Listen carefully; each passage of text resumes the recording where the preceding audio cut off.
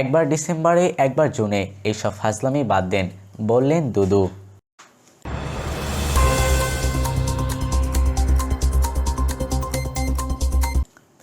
ডেডলাইনের মধ্যে সংস্কার করে নির্বাচন দেন জামায়াতের সেক্রেটারি। এতক্ষণ শুনছিলেন সংবাদ শিরোনাম, এবারে থাকছে বিস্তারিত।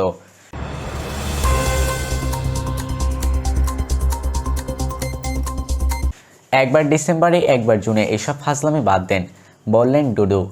অন্তর্বর্তী সরকারের কঠোর সমালোচনা করে বিএনপির ভাইস চেয়ারম্যান শামসুজ্জামান দুদু বলেছেন, বাংলাদেশে কি করবেন কি করবেন না এটা বড় কথা না, একটি নির্বাচিত সরকার প্রতিষ্ঠা করার জন্য অনতিবিলম্বে একটা রোডম্যাপ ঘোষণা করেন।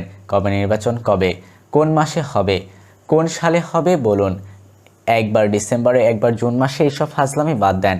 শুক্রবার 18 এপ্রিল সকালে জাতীয় প্রেস ক্লাবের সামনে এক যুবক সমাবেশে তিনি এসব কথা বলেন। দুদু বলেন, বিএনপিকে পাশ কাটানোর জন্য যাতে বিএনপির নির্বাচনের মধ্য দিয়ে মানুষের সমর্থন আদায়ের মধ্য দিয়ে ভোটের মধ্য দিয়ে সরকার গঠন করতে না পারে, সেজন্য নির্বাচনকে এড়িয়ে যাওয়া হচ্ছে বলে আমরা মনে করি। সমাবেশে বিএনপির নেতা ইলিয়াস আলীর সন্ধান চেয়ে শামসুজ্জামান দুদু বলেন, ইলিয়াস আলী চৌধুরী আলমসহ গুম হওয়া কত মর্মান্তিক, ওদের রুহের মাগফিরাতের কামনা করতে পারছি না, যেহেতু আমরা জানি না ইলিয়াস আলী চৌধুরী আলম মারা গেছেন না এখনও জীবিত আছেন, তাদের পরিবার আল্লাহর কাছে কি প্রার্থনা করবে, তার উদ্ধারকারীদের কি দাবি করবে। দুদু বলেন, আমরা মনে করি বাংলাদেশ এখন যে অবস্থায় দাঁড়ানো রয়েছে তাতে ষড়যন্ত্রকারীরা যা গণতন্ত্র 15 থেকে 16 বছর ধরে ধ্বংস করেছে, নিশ্চিত করেছে, তাদেরকে কোনো না কোনোভাবে রক্ষা করা হচ্ছে, কোনো না কোনোভাবে ষড়যন্ত্র করার সুযোগ দেওয়া হচ্ছে। তিনি আরও বলেন, আমরা অর্থ লুটপাট করেছে, তাদেরকে আইনের আশ্রয় নিয়ে আসেন।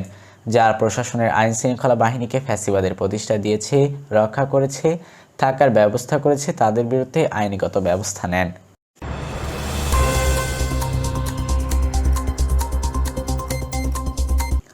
ডেডলাইনের মধ্যে সংস্কার করে নির্বাচন দেন, বললেন জামায়াতের সেক্রেটারি।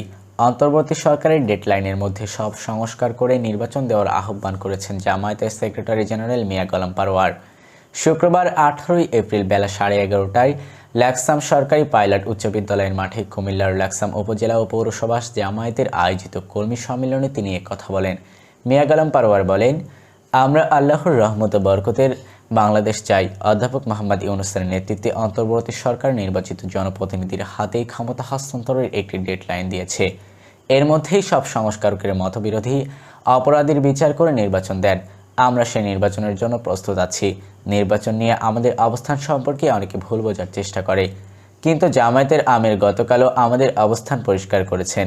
মিয়া গোলাম পরোয়ার বলেন, অন্তর্বর্তী সরকার 2026 সালের জুন এবং 25 ডিসেম্বরে 2 ডেডলাইন দিয়েছে।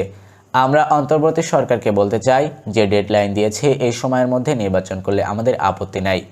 এতক্ষণ শুনছিলেন বিস্তারিত। শেষ করার আগে আবার জানিয়ে দিব আজকের লাইভ নিউজের সর্বশেষ সংবাদ শিরোনাম।